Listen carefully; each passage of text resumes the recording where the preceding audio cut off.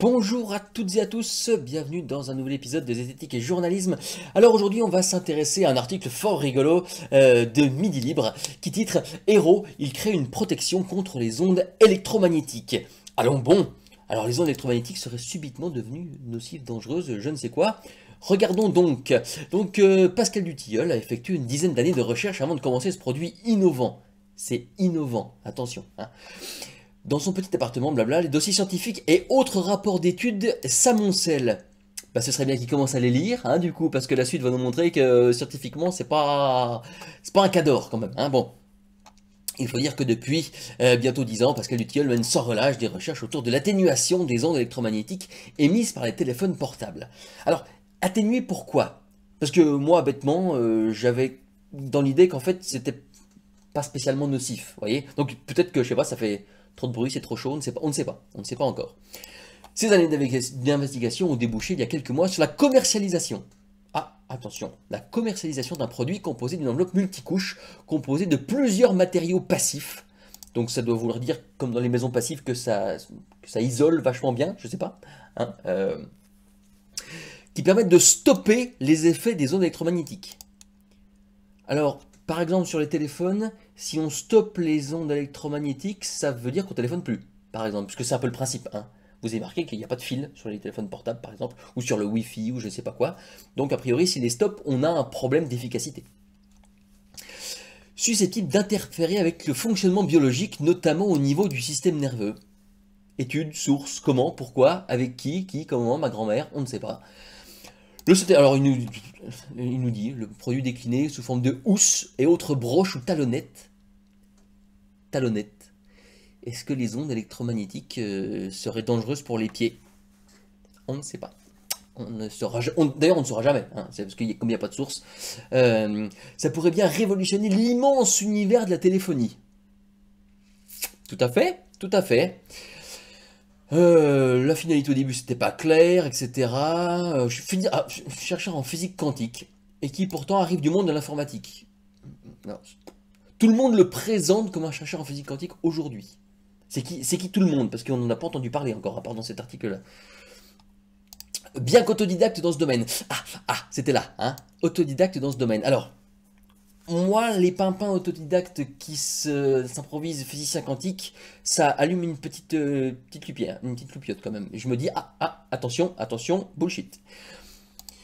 A priori, là, on est un petit peu dans le cas quand même. Bon. Il est fasciné donc par la physique quantique. Il vient s'installer, s'en fout. Et puis, satellite Planck, qui a dit, il a débuté ses recherches au moment où le satellite Planck a été envoyé. Donc, ça fait maintenant à peu près 7 ans. Envoyé dans l'espace, blablabla, c'est un satellite pour observer le fond diffus cosmologique, donc le rayonnement du début de l'univers, qui aujourd'hui se voit, en tout cas se détecte, quand on regarde, entre guillemets, je mets des guillemets partout, au fond de l'univers, voilà, c'est quasiment froid, donc oui, c'est un rayonnement micro-ondes, mais enfin c'est risible, c'est que dalle. Nous, ça nous affecte quasiment pas, en fait, c'est tellement loin, c'est tellement minuscule par rapport à la lumière, par rapport à tout ce qu'on a autour de nous, c'est voilà, bon, c'est noyé, on va dire. À partir de ces résultats et à l'issue de nombreuses recherches, on est là, j'en ai conclu qu'on pouvait mixer deux théories, celle de la bipolarité électrostatique et celle de la quantique des champs, ce que personne n'avait fait jusqu'ici, d'accord? Études, sources, publications, papier, quelque chose. Alors, moi j'ai cherché par exemple bipolarité électrostatique, on tombe que sur des brevets. Donc si vous, chers amis en commentaire, vous avez des connaissances sur la façon de mixer ces deux trucs, je veux bien des liens, des trucs en commentaire, s'il vous plaît, éclairez-moi, parce que c'est pas super clair, quoi. D'expérience à la maison, ou en test en laboratoire, ce passionné Nikola Tesla. Ah bon, alors attends, s'il aime Tesla, c'est un bon gars. Tesla, c'était le gentil, quoi. Il a fait des super trucs, ça éclairait de partout, tout ça, hein. Dans plusieurs dispositifs utilisant des champs magnétiques, réussi en 2013, preuve à l'appui, à justifier qu'il y a des ondes électromagnétiques de partout, et surtout dans les téléphones cellulaires, même si leur puissance n'excède pas de watts comme l'exige la loi. Il y a des ondes électromagnétiques dans les téléphones portables? Mais moi je croyais que c'était le lutin des téléphones portables qui envoyait du son à l'autre lutin du téléphone portable de la personne à l'autre bout. Je pensais pas que c'était des ondes, putain. Attends, mais Vous nous dites, si ça se trouve, mais dans le Wi-Fi, il y a des ondes électromagnétiques aussi? Oh putain! Oh putain! Si ça se trouve, la lumière, c'est une onde électromagnétique? Il y en aurait partout. Il y en aurait partout. Cette lumière-là, là, c'est... Merde. J'ai hâte de voir les preuves parce que ça me paraît sensationnel. Incroyable. Incroyable. Dingue, dingue, dingue, dingue. Et il a découvert ça en 2013. Hein. Donc c'est-à-dire à peu près plusieurs dizaines, centaines d'années après qu'on ait découvert les ondes. C'est formidable.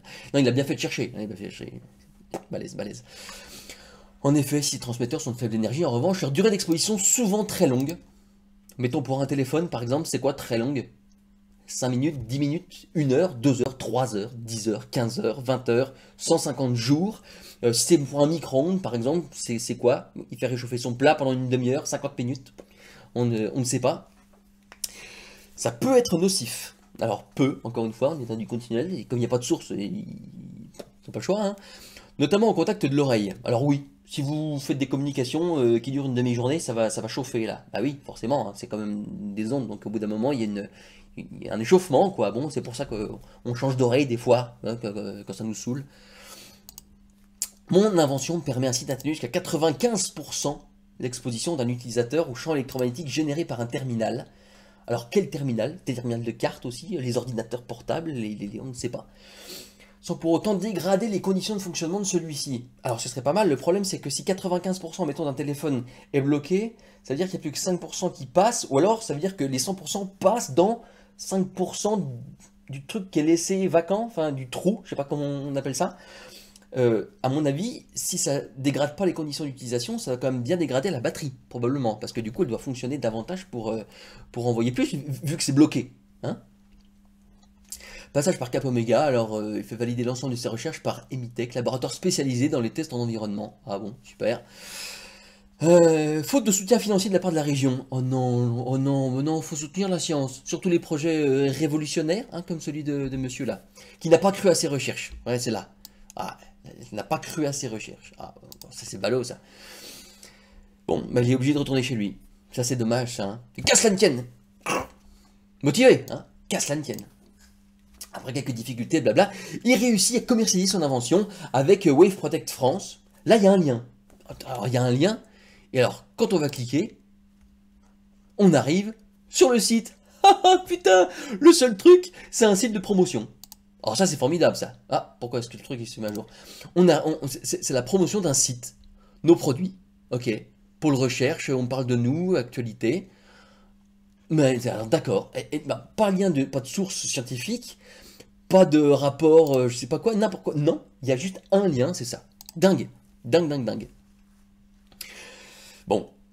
Alors comme ça, du coup, ça permet de continuer ses recherches sans avoir à s'occuper de la vente. Alors il est soulagé, c'est super. Parmi nos clients, nous avons la Banque Populaire qui a décidé d'équiper ses salariés d'une broche, afin de les protéger contre les ondes électromagnétiques. Et je veux bien qu'on m'explique comment ça marche aussi. Parce que le coup de la broche, mettons qu'elle soit là, ou là, je sais, ils le mettent où ils veulent, hein, les ondes, elles sont partout. Hop là. Elles sont partout, en fait. Donc, ça marche comment? C'est une cage de Faraday magique? Je sais pas. On ne sait pas. Parce que les ondes électromagnétiques sont présentes massivement sur tous les lieux de travail. Ah, c'est sûr que si on bosse avec des téléphones, avec Internet ou je ne sais quoi, il y en a sûrement partout. Est-ce que c'est dangereux? On aimerait toujours bien le savoir. Je vous mets des liens, hein, notamment le pharmacien qui a fait des super trucs, c'est rigolo, c'est vachement bien sourcé en plus. Une source d'énergie, ah bon? Qu'en est-il alors de grandes marques de téléphone? Je suis en contact avec elles, mais elles se disent peu intéressées par ce produit, car si elles veulent le commercialiser, ça voudrait dire qu'elles sont conscientes depuis longtemps que leurs téléphones émettent des ondes électromagnétiques qui pourraient avoir des effets malsains. C'est vrai que depuis les années et les années où on utilise les téléphones, il n'y a toujours rien, quoi. C'est ça qui est chaud, hein. Donc ça veut dire qu'elle saurait, mais elle refuse. Bah oui, évidemment, sinon ça veut dire qu'elle était au courant. Sûrement des intérêts économiques, hein, probablement. Mais pour Pascal, l'aventure ne s'arrête pas là. Depuis quelques mois, le chercheur travaille sur un autre phénomène, celui qui consiste à prouver que les ondes électromagnétiques sont aussi une source d'énergie incroyable si on réussit à la canaliser. Alors peut-être qu'il fait comme sa broche, hein, peut-être qu'il y a une formulation magique, et puis toutes les ondes, elles sont aspirées dans la broche ou dans ce qu'il va mettre en place pour les canaliser. Alors il y a des gens qui ont fait ça. Par exemple, ça s'appelle un panneau solaire. C'est-à-dire que vous avez une onde électromagnétique, hein, la lumière, qui tape, et puis c'est capté par des cellules photovoltaïques. Enfin, voilà, Donc oui, oui, c'est une source d'énergie, tout à fait. En laboratoire, on chauffe des trucs avec des lasers aussi, par exemple, hein. Ça, c'est, voilà, bon, ça arrive.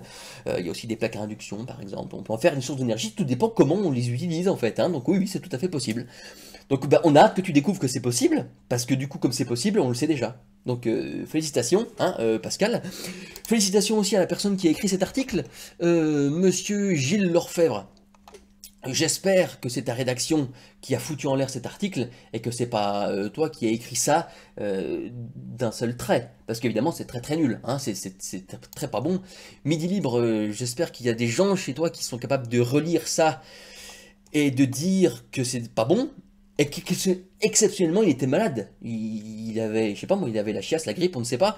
Alors si c'est le cas, bon bah tant pis, voilà, c'est un article qui est passé au travers du tamis très très serré que tu mets en place pour éviter les articles pseudo-scientifiques bien merdiques comme celui-ci.